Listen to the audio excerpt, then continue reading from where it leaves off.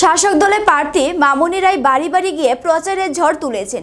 উল্লেখ্য, উত্তর ত্রিপুরা জেলা পরিষদের ২ নং আসনে বিরোধী দলগুলোকে এক প্রকার কোণঠাসা করে প্রচারে এগিয়ে যাচ্ছেন শাসক দলীয় প্রার্থী। রবিবার সকাল 10টা থেকে নিজের নির্বাচনী এলাকা বাড়ি বাড়ি প্রচারে নামেন মামুনি রায়।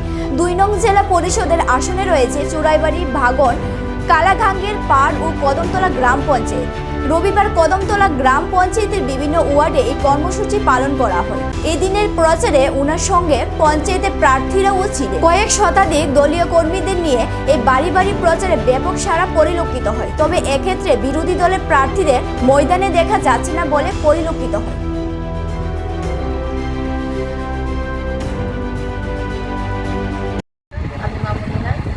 আজকে কদমতলা পঞ্চায়েতের ৪ নং ওয়ার্ডে আমরা সকাল থেকে বেরিয়েছি। এখন পর্যন্ত আমাদের চলছে।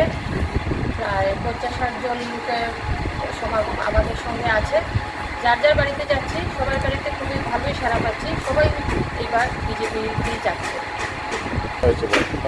তাদের সাথে কথা হয়েছে, এরপর এদেরকে নিয়ে আলাদা একদিন বসার সিদ্ধান্ত করা হয়েছে। বসিয়ে ওদেরকে ভালোভাবে বুঝিয়ে দেওয়া।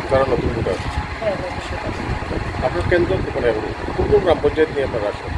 আমার 4টি আসন, আপনার 4টি আসন: কদমতলা, চুরাইবাড়ি, বাগন, কালাগাঙ্গের গ্রাম। সকাল আমি কালাগাঙ্গের পাড়ে গিয়েছি, বাগন গিয়েছি। বাগনও এবার ভালোই সবাই বলছে এবার বিজেপি পঞ্চায়েত করবে।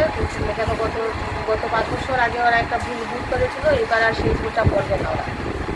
সব জনগণের খুব ভালোই সারা হচ্ছে। এটা আরও কয়েকটা দিন যাক, তারপর বলা হবে।